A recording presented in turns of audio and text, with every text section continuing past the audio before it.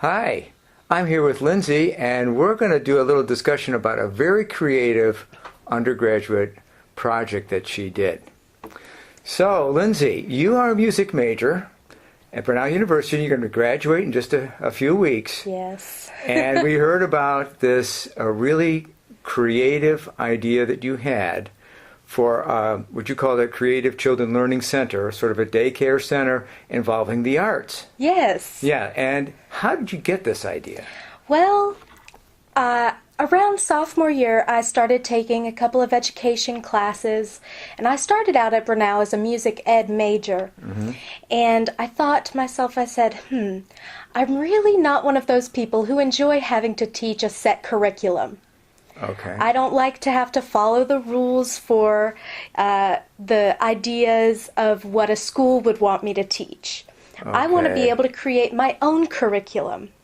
Wow. And so that's where I decided, you know what, maybe I need to start my own daycare.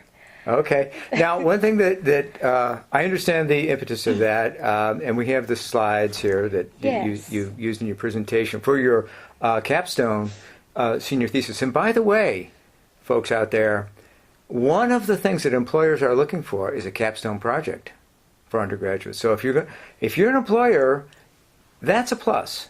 You see, okay, this person did a capstone project. Now, one thing I notice here is ages 4 to 18. That seems kind of high. It is. Okay, how do you explain that? Well, for the younger kids, from 4 to about your middle school, before you hit high school, it's more of a fun, hands-on, just mixing the arts with regular core classes, making those connections with the arts.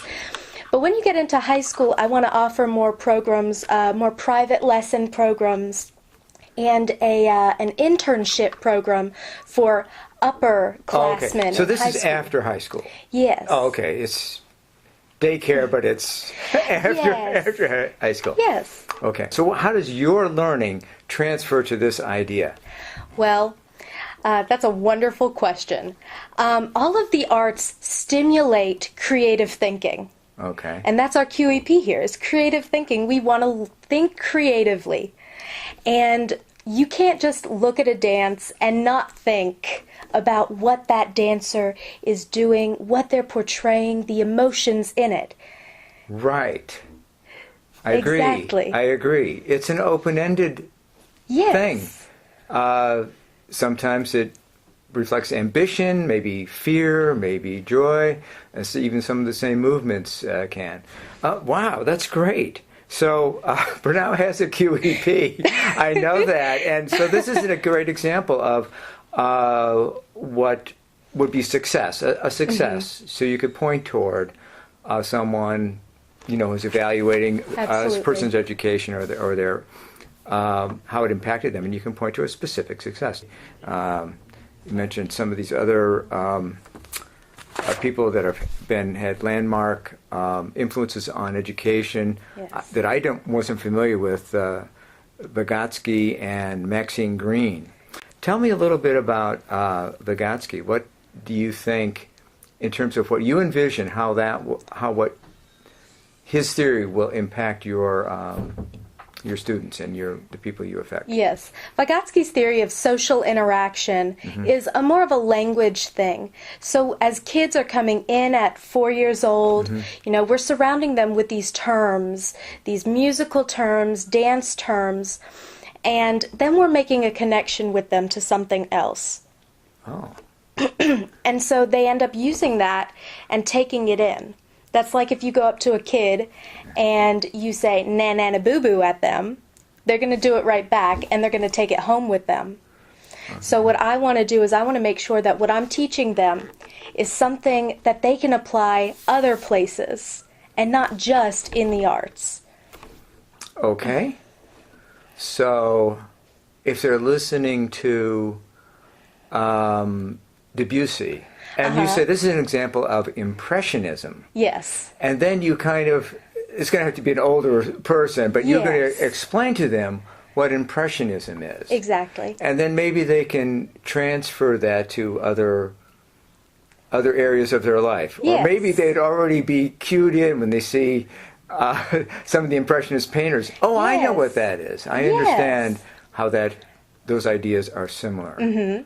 Okay, I like it. I like it. Another thing that is very interesting here is that you talk about dealing with people that may have problems. Yes. Right. And so, what is the problem we have today? What do you see as a big problem that you feel that exposure to the arts could help? Kids don't have a very long attention span. They have very short attention spans. And the arts is something that you can look at it, take it in, and reflect. And it doesn't take too long to do that. You break the surface with the arts. And it kind of creates that interest to keep their attention just a little bit longer. Okay. Well, yes, I would agree, but I think one of the problems is the stuff that they're watching on TV, and even some of the films that they're watching is junk. Now, I agree with there's that. A lot of bad music out there, particularly popular music. Would you agree with that? I would. Really? I really would. I am not a big fan of the top 40. I don't listen to the top 40. As a matter of fact, I stay away from the top 40 on the radio. So I don't even use the radio. Well, good for you. So do you imagine that in this environment you want to create, we're listening to what is broadly called classical music, it doesn't have to be old. It Absolutely. Can be contemporary, but Absolutely. Okay. Well, that's great. Now, we're really on a roll here. So let me. So you're a music major, though, right? Yes. And so you have an educational vision. And how do you? Is there a way that you hope to, make this come to be? Yes, I want to, after graduation, I'm going to take a couple of years and do private voice lessons, a couple of private piano lessons, and I'm going to partner, hopefully, with the Boys and Girls Club in my area. Oh. And offer a couple of classes here and there. Okay. Okay, great. Well, that sounds great. All right. Was there either a moment or a lesson, a big takeaway that that you got from your undergraduate education, that some sort of big take-home thing that you think is going to last you for 10 years and maybe even the rest of your life? Nothing is ever as it seems. There's always more. There's always more to be learned. There's always more to know. And there's always another step to take. Excellent. I like it. You might call that, so we have to give it a philosophical name here. That's humility. That's the virtue of humility, or cognitive humility, or knowledge humility. And of course that goes way back in the history of philosophy, back to Socrates. Remember? Yes. Right. So I don't know anything. I don't know. People say that I know, but I actually don't. And I'm just curious. I just need to find out. Exactly. Wow, that's great. Okay, well, let's say goodbye to our viewers, and we'll see you next time. Bye. Bye.